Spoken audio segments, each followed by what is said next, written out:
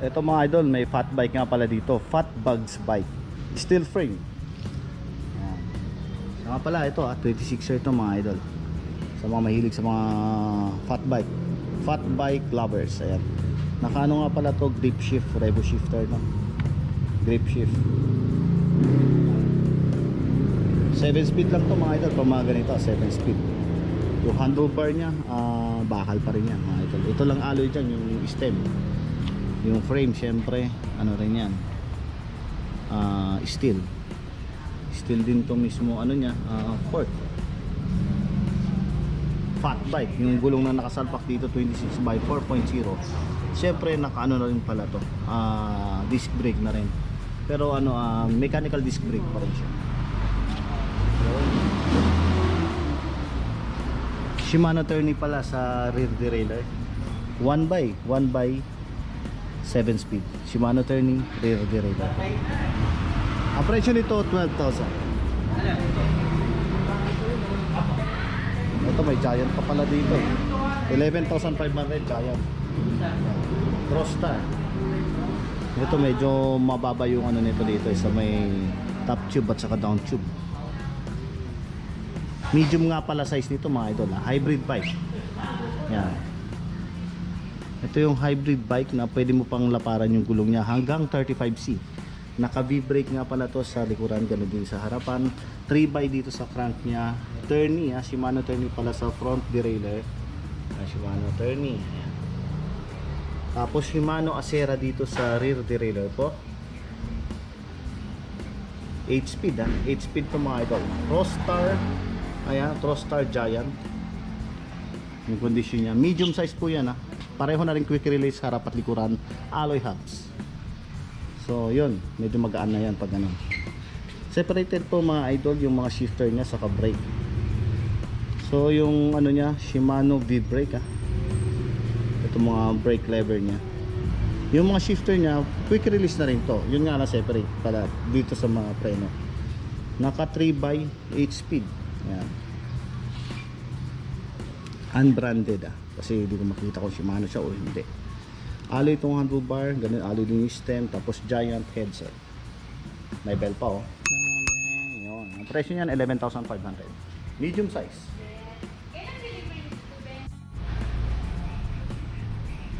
Ito dito naman tayo mga idol. Lahat naman pinapakita ko, ito yung mga new arrival po nila. Ito yung mga galing dun sa kabila nung sa bodega na hindi nasama po dun sa mga wholesale nila. So ito, tuloy pa rin tayo mga idol Ito andito yung Trek alloy, medium size po yan. Ito hybrid naman to mga idol Hybrid siya na may shock sa harapan. So pwede na rin siya para rin mountain bike ang dating. Pero ito naman hybrid kasi mga idol So may shock siya sa harapan, RST. Ayan, RST Trek to, ito yung 7100 FX. Ayan, Trek FX series. Combo shifter nga pala to. Ayan, naka combo shifter, nakikita nyo naman. 1x, ito 7 speed kasi mga old school pa na combo shifter to mga idol mga ganyan. So 7 speed lang. 3x7 speed. Ayan, ito bakal pa tong ano nito, handlebar. Ito yung adjustable na stem mga idol. Pwedeng negative rise and positive rise na sinasabi. Bontrager, ayan, Bontrager pa yung headset niya. Ganun pag si Trek Bontrager po yan. Siya nga pala yung rim nito double wall na 700C. Tapos ang nakasalpak na gulong dito, Panaracer to, ayan, Panaracer. Panaracer siya 700 by 32C. So parang yung gulong niya pang gravel bike na rin. Ganun po, alloy quick release dito sa harapan, ganun sa likuran. Siya nga pala, ito, napansin nyo yung dalawang butas dyan. Ready for ano na po yan, disc brake. Pwede siya upgrade ng disc brake.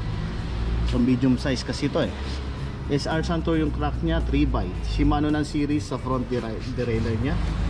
And then, pagdating naman dito sa rear derailleur, Acera po yan Medyo madilim lang. Madilim. Yan, Shimano Acera 7 speed.